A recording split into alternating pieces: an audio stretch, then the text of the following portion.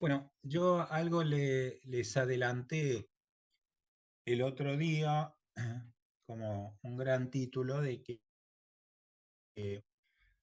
es muy común ver pacientes con eh, insuficiencia cardíaca y por disfunción sistólica, y no son muchas las veces que es posible revertir eso. Las veces que uno consigue es un gran logro porque le está cambiando drásticamente el pronóstico a esos pacientes. Los pacientes con disfunción sistólica tienen una mortalidad 5 años muy alta. Si uno consigue mejorar, y no les digo normalizar, las pocas veces que uno puede, entre comillas, curar eso, es realmente una satisfacción muy grande porque le cambia, efectivamente da mucho, le cambia la sobrevida y le cambia la calidad de vida. Una de esas entidades es la que históricamente se conocía como miocardiopatía inducida por taquicardia o taquicardiomiopatía, que como dice el subtítulo es la forma más común de miocardiopatía curable no identificada, así que ahí vamos con dos conceptos, que es curable, pero que lamentablemente no siempre es identificada. Y al cabo de un tiempo se cambió el nombre, después vamos a ver por qué, y hoy si ustedes hacen una búsqueda, pueden poner los dos nombres, pueden poner taquicardiomopatía o miocardiopatía inducida por taquicardia, pero en los últimos años la manera de encontrarlo es miocardiopatía inducida por arritmia. La, las causas de miocardiopatía reversible puede ser la que tiene después de una severa isquemia transitoria, pero es raro que llegue a un grado de disfunción sistólica. Después de un paro cardíaco puede haber. La miocardiopatía inducida por un bloqueo completo de rama izquierda, en algún momento vamos a hablar de eso, en la que es promovida por el alcohol o por las drogas, la del hipotiroidismo severo. Vimos la otra vez lo que es la miocardiopatía por Takotsubo, que entra también la miocardiopatía por estrés, la miocardiopatía periparto, la miocarditis, y la más sencilla de todas estas para identificar es la miocardiopatía por arritmia.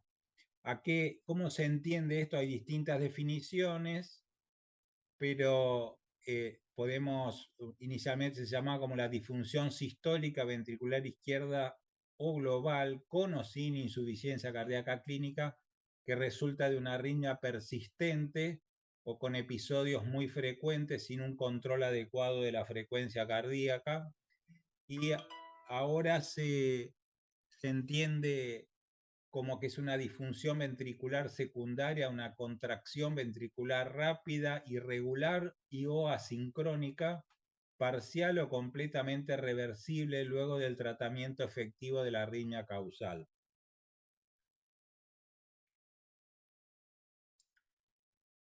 Como les dije antes, es la causa más frecuente de miocardiopatía potencialmente reversible y es una causa bien clara de miocardiopatía reversible, porque otras veces no es así, y es la forma más común de miocardiopatía curable no identificada por el médico. Está entrando Dominique. Acá hay dos formas, una forma pura e impura. La forma pura es la que el paciente inicialmente tiene un corazón normal, no tiene ningún daño por ningún otro factor, y la miocardiopatía es inducida exclusivamente por la arritmia. Pero hay pacientes que pueden tener algún daño preexistente, puede ser por hipertensión o por un infarto previo, por lo que sea, y que a su vez eso, la arritmia le empeora eso, por lo cual es una miocardiopatía inducida por la arritmia, pero en un paciente que tiene un daño previo, digamos, por lo cual la fracción de eyección o la función ventricular que estaba en un determinado punto, que puede ser leve o moderadamente deteriorada, por efectos de las arritmias se pone severa. Así que el corazón previamente puede ser un corazón completamente sano o puede ser un corazón que esté afectado por alguna cosa, pero de ninguna manera tan grave como cuando llega a la situación del efecto que produce la arritmia.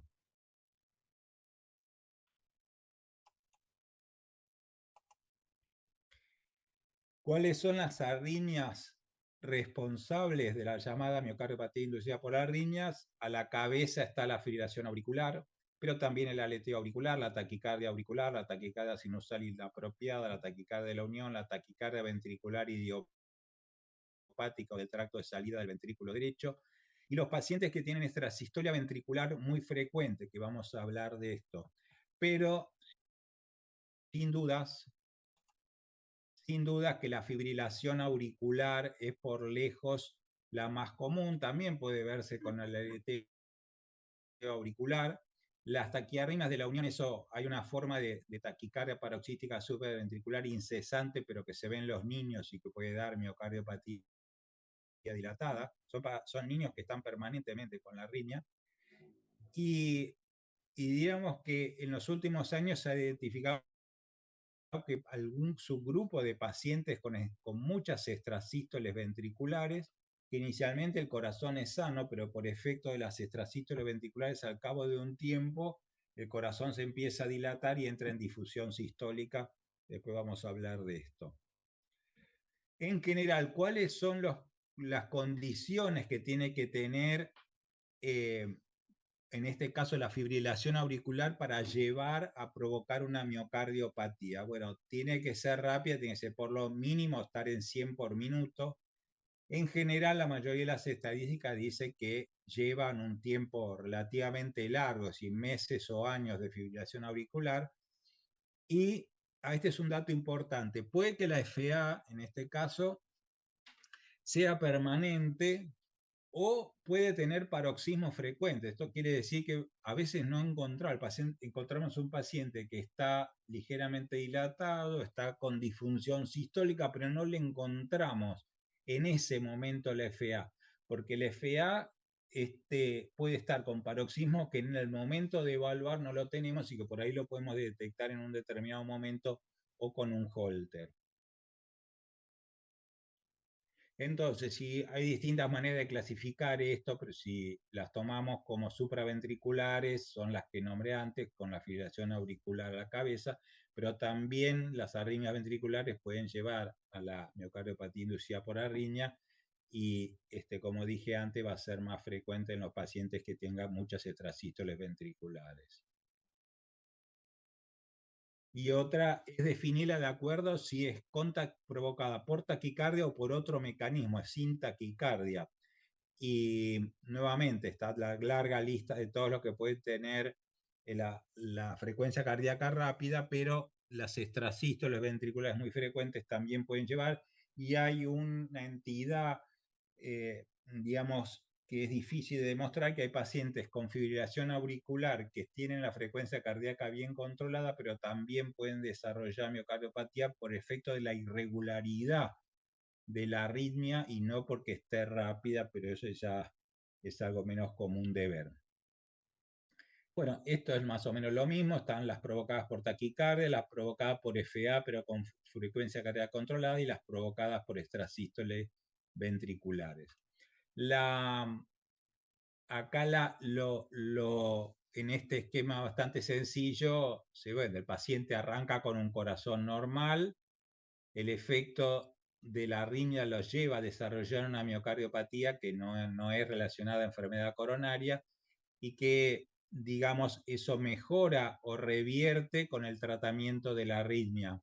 De acuerdo al mecanismo hay distintas razones como para llevar a eso, pero el concepto es eso: el corazón inicialmente es normal o puede estar afectado levemente por alguna cardiopatía, como dije antes, en la forma sin pura. Por efecto de la arritmia pasa a estar dilatado y con disfunción sistólica, y la demostración clara de que la arritmia era responsable es si con el tratamiento, ya sea por una ablación o por una droga antiarrítmica, el proceso revierte o mejora significativamente. Los mecanismos implicados a nivel molecular, que estos son estudios de animales, es por la activación beta-adrenérgica, por el mal manejo del calcio, el estrés oxidativo, disfunción mitocondrial. En este caso, ejemplos como la fibrilación auricular o el aleteo, es por la alta frecuencia. Eso además aumenta las presiones de llenado y disminuye el tiempo de llenado. las contracciones ventriculares, esta citralgia ventricular frecuentes por un fenómeno de disincronía que después lo vamos a ver más adelante. ¿Por qué algunos pacientes desarrollan miocardiopatía por arritmias y otros no? Bueno, eso como siempre no se puede saber. Hay algunas arritmias que están más propensas y hay pacientes que están más propensos. Por supuesto que si el paciente tiene algún cardiopatía preexistente, va a ser eso, que haya alguna predisposición genética, y por supuesto hay arritmias que están más propensas si son de frecuencia cardíaca rápida, si llevan mucho tiempo, la carga de arritmia es alta, si la variabilidad de la frecuencia cardíaca es amplia, como en el caso de la fibrilación ventricular, o porque hay una activación ventricular anormal o una disincronía, que eso hace que da. Cuando yo digo disincronía, porque por ahí estoy repitiendo esta palabra, pero no se sabe de qué estoy hablando. Digamos, el bloqueo completo de rama izquierda produce una activación diferente del corazón, y eso al cabo de un tiempo puede llevar a que el ventrículo se dilate y esté disfuncionando. Ahora, los pacientes que tienen muchas extracístoles ventriculares con imagen de bloqueo completo de rama izquierda, eso también puede ocurrir. A eso se llama disincronía. Se pierde la sincronización normal de cómo se activa el corazón, que empieza por el ventrículo derecho, pasa al septum y después a la pared lateral. Cuando se pierde eso, la contracción es totalmente despareja. Cuando uno lo ve eso en imágenes, ya claramente a veces los ecografistas se dan cuenta porque no coinciden en la contracción al simultánea, no cierran simultáneamente el septum y la pared lateral. Bueno, eso no solo pasa en los pacientes con bloqueo completo rama izquierda, los pacientes que tienen puesto un marcapaso definitivo también, porque es un bloqueo completo rama izquierda provocado, y también los pacientes con muchas extracístoles ventriculares con imagen de bloqueo completo rama izquierda. Esto es bastante frecuente. Se ha visto la miocardiopatía por arritmias hasta en un 50% de los pacientes que tienen fibrilación auricular refractaria y disfunción ventricular que fueron derivados para ablación, 20% de los pacientes con aleteo y disfunción derivado para ablación, y así van a encontrar. Acá hay una estadística que yo creo que está inflada, hay que ver cómo está, como que el 30% de los pacientes con extrasístoles ventriculares muy frecuentes, mayor de 20.000 en 24 horas, sintomáticas y refractarias. Yo creo que es bastante menos. En la práctica se ven muchísimos pacientes con muchas extrasístoles ventriculares. Ahora, lo más complicado acá es sospecharlo, porque naturalmente el primer pensamiento, vamos a decir, la arritmia es la consecuencia de una miocardiopatía preexistente. Es lo primero que vamos a pensar. El tema es cuáles son las situaciones que nos alejan de eso. ¿Cuándo hay que sospechar? En primer lugar, es toda disfunción sistólica nueva asociada a una taquicardia persistente o frecuente o con extrasístoles ventriculares frecuentes. Quiere decir, ese combo, ese binomio de encontrar un ventrículo izquierdo severo con mucha arritmia, lo primero es decir, uno debe preguntarse, ¿será esto una miocardiopatía por arritmia? Lo otro es que uno encuentra que hay un daño miocárdico, pero no están las causas que habitualmente lo explican. El paciente no es hipertenso, no ha tenido un infarto, no tiene una valvulopatía, entonces entra como si fuera una miocardiopatía entre comillas idiopática. ¿Sí? Igual recuerden lo que les dije antes, que un paciente con un daño miocárdico preexistente también puede ir a la miocardiopatía inducida por arritmia. Lo otro es, a nosotros habitualmente cuando tenemos pacientes con miocardiopatía, con disfunción sistólica, el corazón suele estar bastante dilatado. Bueno, cuando vemos que la fracción de eyección está muy deteriorada, pero el diámetro diastólico está conservado o levemente dilatado, esa es otra manera de sospecharlo. Otra, si nosotros tenemos un eco previo que nos dice que es normal, y resulta que ahora lo vemos con una fracción de eyección severa y que hay un contraste grande que no podemos explicar por ningún mecanismo salvo por la presencia de una arritmia. Cuando, a pesar que no sospechamos que el paciente tuviera la miocardiopatía por arritmias, pero de golpe tratamos la arritmia y recupera llamativamente la fracción de eyección, cosa que no ocurre cuando un paciente tiene una miocardiopatía preexistente por lo que sea. Tratamos la arritmia, puede mejorar, pero no una recuperación tan llamativa. O si el paciente mejoró o casi normalizó la fracción de eyección, pero más adelante la arritmia vuelve y ahí el paciente deteriora rápidamente la fracción de eyección. Entonces son todas estas situaciones que a uno le tienen que hacer sonar la alarma y decir, bueno, opa, esto no, esto puede ser, yo estaba pensando que era una miocardiopatía que había provocado una arritmia, capaz que es al revés, que es la arritmia la que ha provocado la miocardiopatía. Y hay que estar advertido de que hay algunos razonamientos que alejan del diagnóstico. Uno es lo que dije recién, que nosotros pensamos que la arritmia es una consecuencia de la miocardiopatía y no su causa. A veces pues decimos, bueno, pero no está tan rápida la fibrilación auricular, no necesita estar a 150, con que esté más de 100 puede estar. Amén de, como dije antes, que nosotros podemos encontrarla en un momento que no está muy rápida, pero puede haber tenido episodios de estado efectivamente rápida.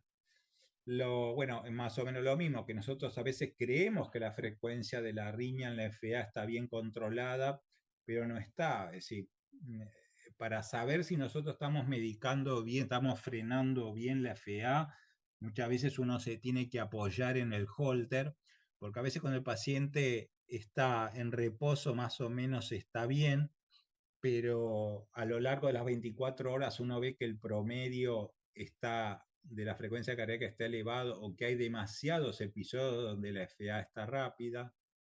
El otro error es pensar que la arritmia tiene que ser permanente y como dije antes puede ser paroxística o que nosotros no la veamos en ese momento. Había una época que se decía que los pacientes con aleteo era siempre porque tenían una enfermedad cardíaca orgánica previa. Eso no es así, a veces sí, a veces no. Y a veces esto es más difícil, es un diagnóstico electrocardiográfico. Nosotros vemos que el paciente está con una taquicardia 150 por minuto regular, QRS angosto, y pensamos que es una taquicardia sinusal compensatoria de insuficiencia cardíaca porque no estamos haciendo el diagnóstico, en realidad no es una taquicardia sinusal, sino una taquicardia auricular. Para eso uno tiene que apoyarse o en la compresión del seno carotidio o en una droga que bloquee un poco el nódulo AB para ver que no es una sola onda P, sino que hay dos ondas P, hay una que está escondida. Pero creo que el principal problema que nos aleja del diagnóstico es porque naturalmente lo primero que pensamos es que la arritmia es secundaria y no la causa de la miocardiopatía.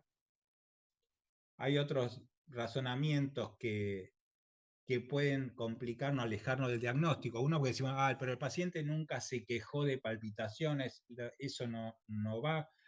Se van a sorprender de la cantidad de pacientes que, por ejemplo, están con F alta respuesta y no dicen nada, no se quejan de nada, no sienten nada. O pacientes que tienen más de 20.000 extrasístoles ventriculares en un holter y no tienen palpitaciones, y otro tuvo 2 extrasístoles en 24 horas y la sintió. Eso, así que lo que el paciente siente, deja de sentir, no es una referencia clara. Lo otro es esto, que sí, porque el paciente tiene coronario hipertenso valvular, entonces eso ya descarta el diagnóstico y como dije antes, en las formas impuras un paciente puede tener una cardiopatía preexistente, pero ahora fue empeorada mucho por la aparición de una arritmia. Lo otro es algo muy común que se discute, sí, que se dice que la disfunción sistólica en realidad es porque el ecografista no puede evaluar bien la función ventricular cuando hay mucha arritmia. Esto es así, es cierto, pero cuando la disfunción ventricular es muy importante, eso ya no aplica. Hacer un holter cuando un paciente está con una, por ejemplo, con una FA de 160 por minuto, en general es muy difícil evaluar la fracción de eyección, pero el ecografista ya sabe distinguir. Y después,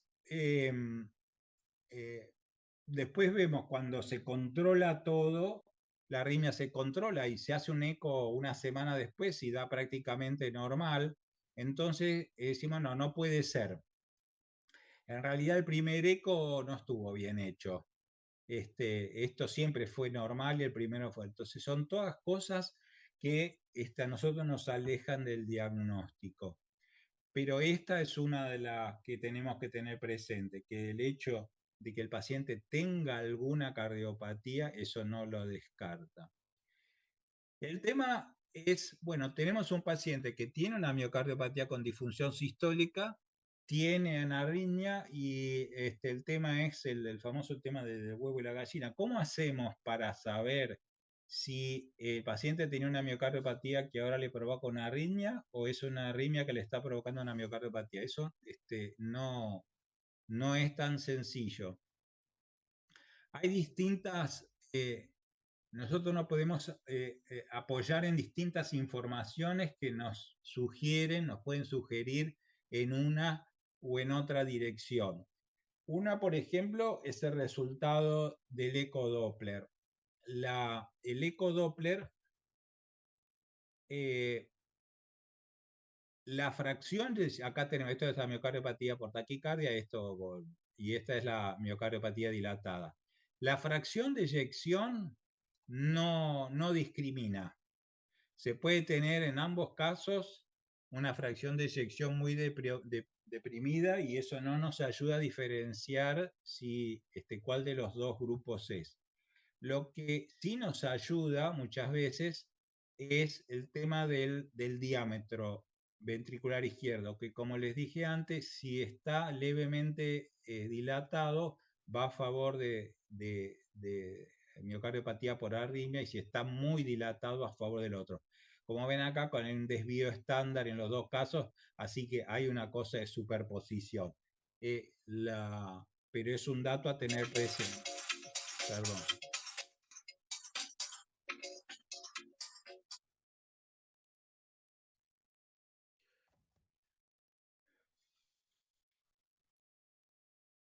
Lo mismo con el diámetro de fin de sístole. Bueno, esto acá la evolución siempre es peor en los pacientes que tienen miocardiopatía dilatada de otro origen que la inducida por arritmia. Pero vamos a decir, las dos claves diagnósticas que hay que tener presente, una es que cuando el diámetro diastólico es normal o levemente aumentado, menor de 61, y que es desproporcionado al grado de deterioro de la fracción de eyección. Como ustedes van a ir viendo, cuando los pacientes están con una miocardiopatía dilatada con severo deterioro, en general el ventrículo izquierdo está bastante dilatado. Si eso no es así, es una manera de, de sospecharlo. Y la otra es cuando se produce una mejoría notable e inesperada de la fracción de eyección luego del control de la arritmia, cosa que nos damos cuenta con un eco de control. Después, tengo que sacar una cosa acá.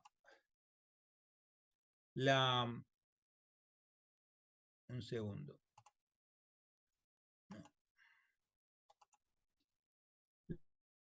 La,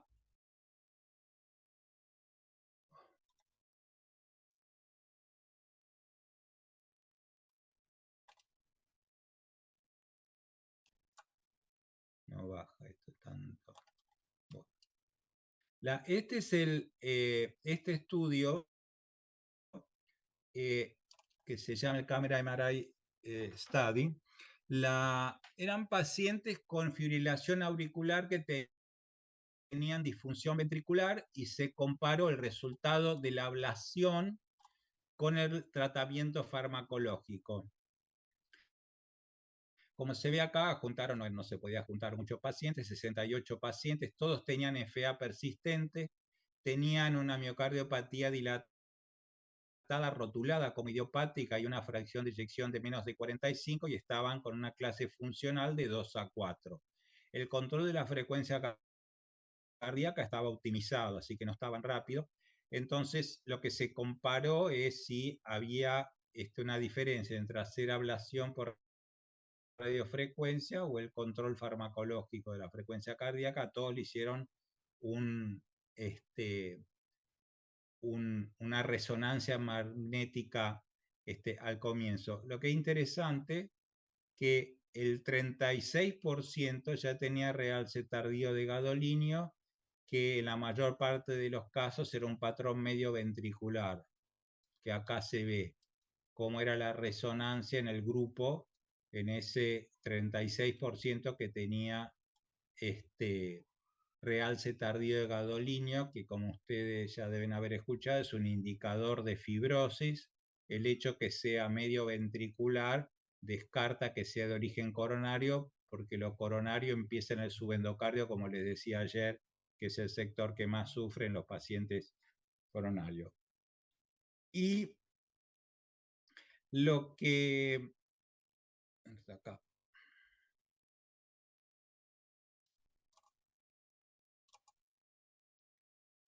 Y lo que ellos compararon eran los pacientes que tenían y no tenían realce tardío de gadolinio, lo que vieron que no se diferenciaban con respecto a la fracción de eyección, pero que los pacientes que tenían realce tardío de gadolinio positivo, lógicamente estaban más dilatados que los otros, pero lo más importante es que la ausencia de realce tardío de gadolinio predijo la mejoría o normalización de la fracción de eyección. Es decir, que si el paciente no tenía realce tardío de gadolinio, hasta el 73% mejoraba después del control de la arritmia y solo el 21% de los pacientes que estaban muy enfermos. Esto tiene una lógica, obviamente. Más enfermo está el paciente, menos probabilidad de que tenga una miocardiopatía inducida por arritmia. Esto lo vamos a pasar de largo, pero vamos a retener los conceptos, que la presencia de realce tardío de gadolinio en una resonancia magnética cardíaca puede ser de utilidad para diferenciar la miocardiopatía por arritmia de la miocardiopatía dilatada idiopática, y que además es un muy buen predictor de la falta de recuperación de la fe a pesar de una ablación exitosa. Quiere decir que esto muchas veces nos sirve para saber qué probabilidad tenemos de mejorar eso con una ablación o cualquier otro tratamiento. Así que eso sirve. Lo otro es qué respuesta tiene el BNP después del tratamiento de una FA, del FA o de un aleteo. Y acá nuevamente el concepto es que la caída brusca del ProBNP dentro de la semana de la eliminación de la arritmia también apoya el diagnóstico de miocardiopatía inducida por arritmia y no de una miocardiopatía dilatada de otro origen.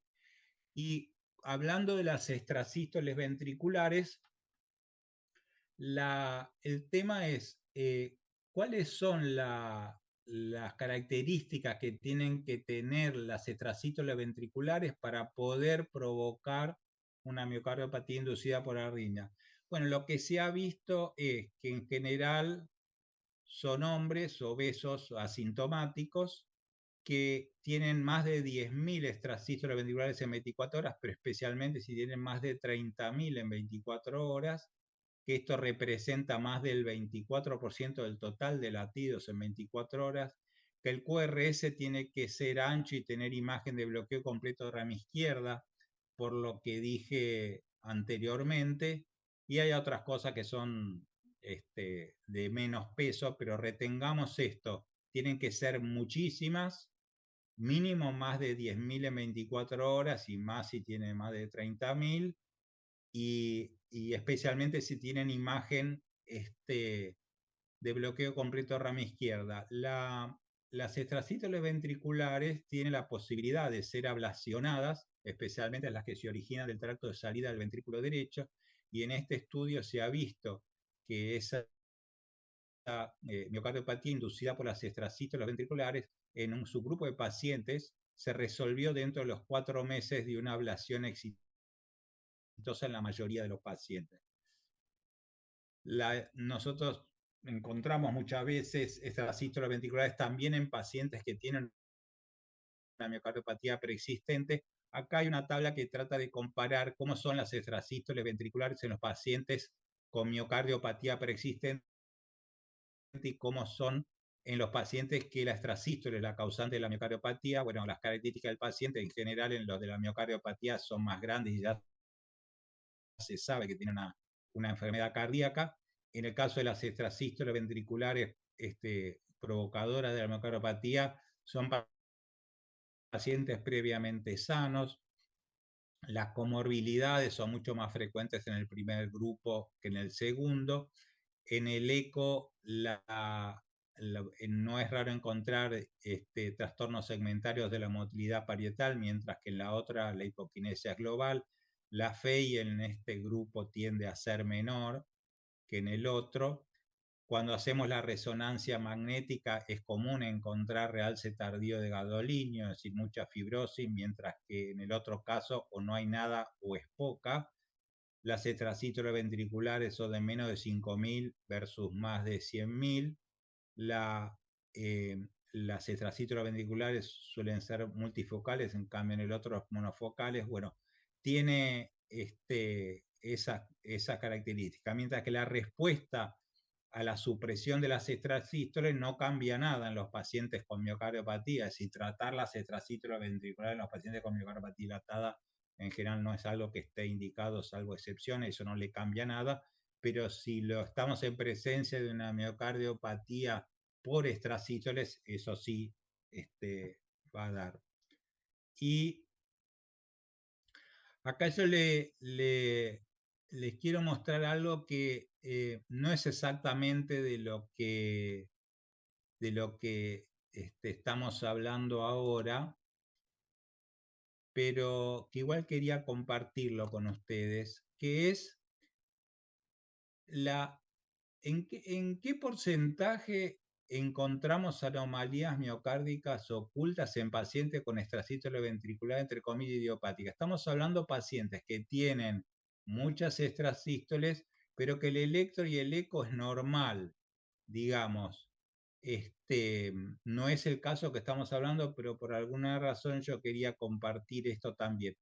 Acá identificaron 518 pacientes con esas características, tenían muchas extrasístoles ventriculares en el Holter. En general se considera que se llaman muy frecuentes cuando tiene más de 1.400 en las 24 horas, pero eran pacientes que el electro y el eco era normal, digamos. ¿Cómo era esta población? Eran pacientes relativamente jóvenes, promedio 44 años, un poquito más de hombres. Habían un porcentaje, un 5% que tenían antecedentes familiares de muerte súbita, 3% antecedentes familiares de una miocardiopatía y un 5% había tenido previamente síncopes inexplicables. El 77% había tenido palpitaciones. Muchos de estos se detectaron porque fueron a hacer un chequeo para lo llamado apto físico, y ya había casi 60% que le habían dado beta bloqueantes, que siempre, esto cuando uno da los beta bloqueantes, si va a funcionar o no, para mejorar los síntomas o mejorar la densidad de arritmia, siempre es una lotería.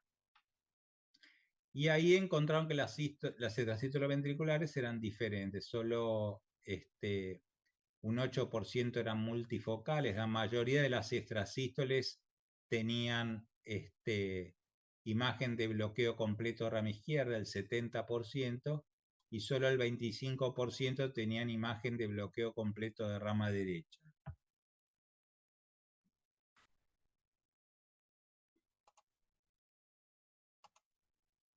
Y lo que ellos vieron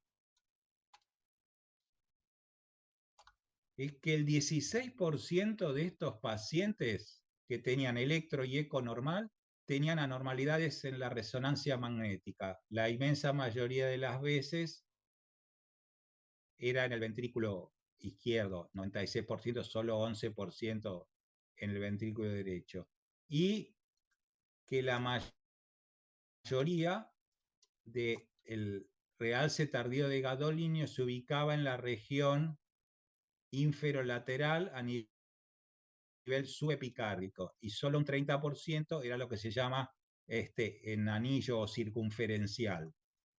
Pero ya nuevamente estamos hablando de pacientes que teóricamente tenían un corazón sano evaluado por electro y por eco, pero el 16%, digamos, tiene ya una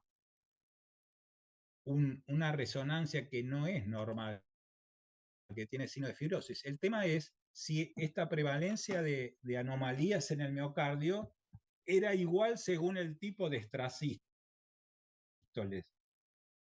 Y entonces compararon eso. Por ejemplo, compararon si las extrasístoles tenían múltiples morfologías, es decir, lo que se llama polifocales o a veces polimorfas, y se lo comparaba con las que tenían una sola morfología, las monomorfas. Y lo que se vio es que la prevalencia de anomalías estructurales llegaba al 70% en los pacientes que eran polifocales y solo un 10%, un poco más de 10% en los que tenían una sola morfología. Después se comparó si había alguna diferencia entre si la morfología de la extracístole ventricular tenía la imagen de bloqueo de rama derecha o de bloqueo de rama izquierda. Y nuevamente se vio que tuvieran imagen de bloqueo de rama derecha, la prevalencia de una resonancia normal era del 50%, mucho menos la del con imagen bloqueo de rama izquierda, que más o menos 5%. Y después compararon bien, si tiene bloqueo de rama derecha, ¿es lo mismo si tiene eje de mi bloqueo anterior que eje de mi bloqueo posterior? Entonces vieron que acá es esta que tiene bloqueo imagen de rama derecha con eje de mi bloqueo anterior, un 70% versus 35% si es rama derecha con eje de mi bloqueo posterior. Quiere decir que viendo la imagen de las extrasístoles, también se podía decir que había pacientes que era mucho más probables que tuvieran un daño miocárdico oculto, no detectado por el electro ni por el eco. Y lo que vieron es que tener anomalías estructurales en la resonancia magnética, eso también condicionaba el pronóstico. Acá están los 518 pacientes, de los cuales el 84% tenía una resonancia normal. Habíamos dicho que el 16% tenía una resonancia anormal. De este grupo, solo uno, que era el 0.2%, tuvo un paro cardíaco resucitado, mientras que el grupo que tenía una resonancia anormal, de los cuales al 21% de estos pacientes le colocaron un CDI, ahí tenemos que ver por cosas, porque no está especificado, pero este grupo tuvo muchos más eventos. El 4% tuvo muerte súbita, el 21% tuvo un paro cardíaco resucitado y el 5%, que eran pacientes que tenían puesto un CDI, tuvieron choques apropiados.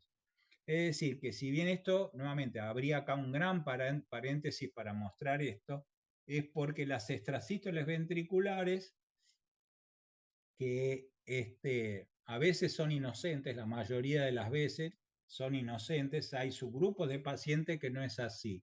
La primera parte que les mostré son extrasístoles ventriculares que pueden llevar a una miocardiopatía inducida por arritmia, que en general, como mostré antes, vamos a botar para atrás,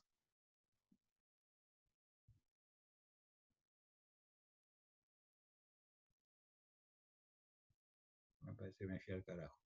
Bueno, no era acá. Pues, que son las que tienen acá están, que son las que tienen mucha densidad de arritmia en 24 horas, especialmente más de 30.000, más de 24% del total de latidos y que tienen QRSA mayor de 150 con imagen de bloqueo completo rama izquierda por el mecanismo de sincronía. Este es el ejemplo de muchas extrasístoles que en un corazón sano, verdaderamente sano, puede llevar a una miocardiopatía dilatada con disfunción sistólica.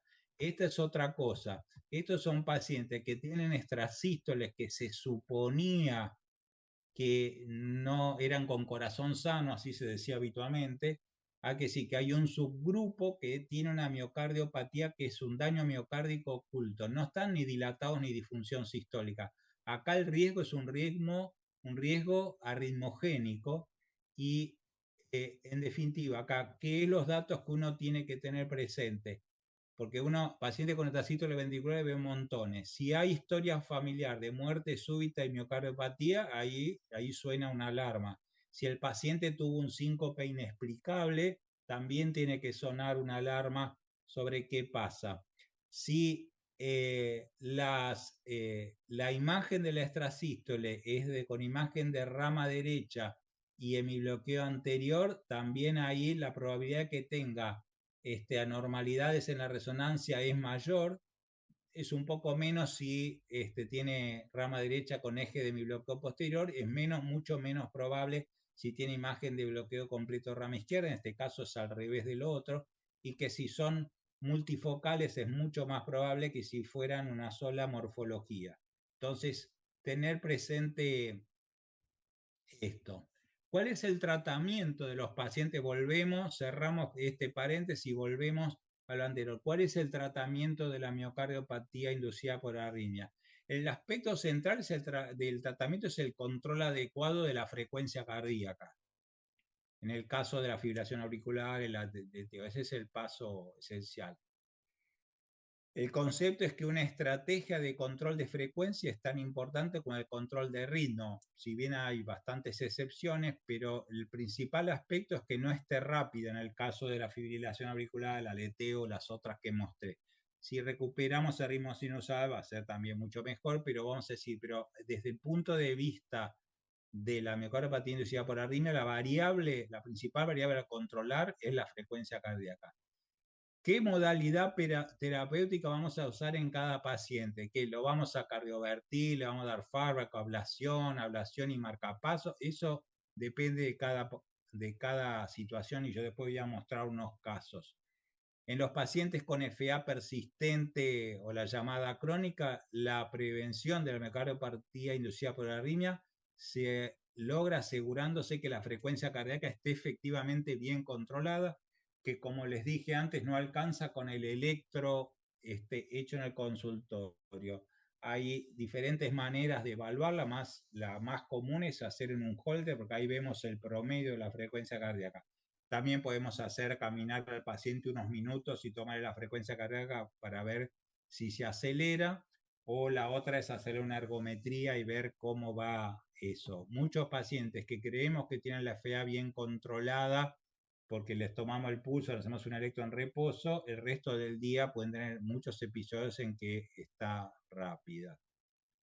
Así que los tres criterios para, como digo recién, para decir que una FA está bien controlada en su frecuencia cardíaca, la frecuencia cardíaca basal es menor de 80 por minuto, de la caminata de 6 minutos menos de 110, y si la hacemos en el holter tiene que tener menos de 100 por minuto. Bueno, esto está. Entonces acá vamos a una especie de algoritmo que yo inventé sobre cómo posicionarse cuando se ingresa un paciente que tiene insuficiencia cardíaca, tiene disfunción sistólica y está con fibrilación auricular. Bueno, por supuesto que uno va a identificar las causas reversibles y tratarlas de la arritmia, eso es obvio, y dar el tratamiento habitual para la insuficiencia cardíaca con función sistólica reducida. Ahora, después de eso, la sospecha de una miocardiopatía inducida por arritmia puede ser una sospecha débil, porque ya conocemos los antecedentes del paciente, ya sabemos que tiene mala función ventricular, o una sospecha fuerte por todos los datos que yo les comenté anteriormente. El paciente no tenía antecedentes, un paciente que no tiene comorbilidades, hasta tenemos un eco previo normal y de golpe entra con esto, el ventrículo no está muy dilatado, después resulta que cuando le tratamos la arritmia mejora sorpresivamente, si se hizo una resonancia no tiene realce tardío de gadolinio, en fin, son todas las cosas que yo les nombré antes. Si la sospecha es débil, ahí veremos en cada caso si hay que controlar la frecuencia cardíaca o hay que revertirlo a ritmo sinusal. Eso hay demasiados escenarios posibles. Si hacemos eso y la función ventricular no mejoró, evidentemente es una miocardiopatía dilatada que generó arritmia. Entonces ahí veremos seguramente ese control farmacológico de la frecuencia. Ahora, si nosotros a pesar de que tuvimos una sospecha débil, cuando le controlamos la frecuencia cardíaca, lo repetimos al ritmo sinusal, tiene una mejoría notable de la función ventricular, entonces acá tenemos una sospecha fuerte. Entonces acá tenemos que tratar de pasarlo a ritmo sinusal, ya sea con una ablación o con fármacos. ¿Cuáles son las situaciones? Creo que este año tenemos una charla que da el doctor Militello sobre ablación de fibrilación auricular, pero les voy adelantando que el candidato, el mejor candidato para una ablación de FA exitosa es un paciente joven, que la aurícula izquierda no está dilatada, mejor si la FA es paroxística y no la FA persistente, paciente que no tiene comorbilidades, o puede ser también el paciente que fracasó con los antiarrítmicos.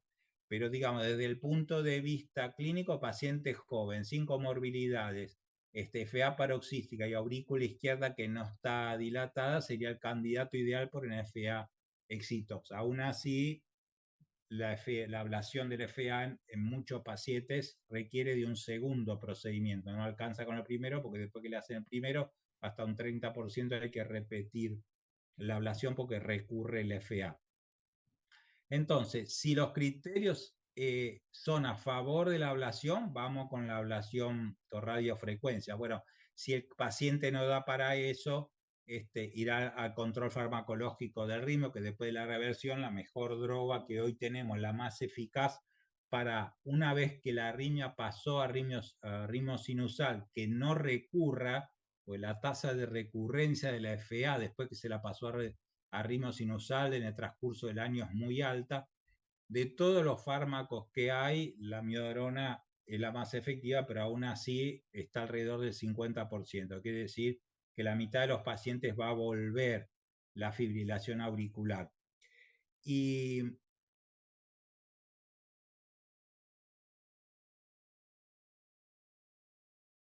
lo que es no dilatarla, porque a veces se deja pasar, no se decide la fibrilación auricular, ya hay estudios que demuestran que hacer la ablación precoz quiere decir después de cuando nosotros ya el paciente hicimos el diagnóstico y no darnos tiempo a ver qué pasa con el tiempo, porque hay un concepto que es que dice que la fibrilación auricular genera fibrilación auricular, porque a medida que va enfermando la aurícula, cada vez es más difícil porque se va produciendo también fibrosis, modelado de la aurícula y cada vez es más difícil a medida que se dilata. Por eso, cuando la aurícula no está dilatada o levemente dilatada, el resultado es mayor porque eso habla de menor tiempo. ¿Cuál es el pronóstico? Acá hay unas preguntas para que uno tiene que contestar. En primer lugar, si puede recurrir tiempo después de haber recuperado la función ventricular normal y esto depende de la arritmia, depende de la efectividad del control, pero hay que saber que esto puede volver. Lo otro es si existe un riesgo residual de arritmias ventriculares potencialmente fatales a pesar de la recuperación de la función ventricular. Algunos datos que muestran que a algunos pacientes les quedó un daño que los demuestra, por ahí se recuperó la fracción de eyección, pero la resonancia muestra que quedó con fibrosis, sí que puede ser. Si algunos pacientes debe colocarse CDI, es un tema complejo. Lo que es más difícil es si el paciente se lo trató, recuperó la función ventricular, que está casi normal. ¿Qué hacemos con la medicación que recibía para la disfunción sistólica, en el APRI, beta bloqueante, todo el arsenal que usted conoce? Y a veces es difícil. Uno en general trata de dejársela por lo menos durante un tiempo para estar seguros de que la arritmia no vuelve, porque cuando la arritmia vuelve es peor el daño de la función ventricular que provoca la recurrencia de la arritmia es mayor que, ¿cómo se llama? Que cuando fue el primer evento. Así que eso, bueno, esto no va. Una cosa, yo tengo acá unos casos, pero la, lo que vamos a hacer, si me dan 2 minutos, vamos a salir de la aplicación. Vamos acá. Vamos a ver si yo puedo. Un segundo, no salgan, quiero ver si lo puedo manejar de acá. No,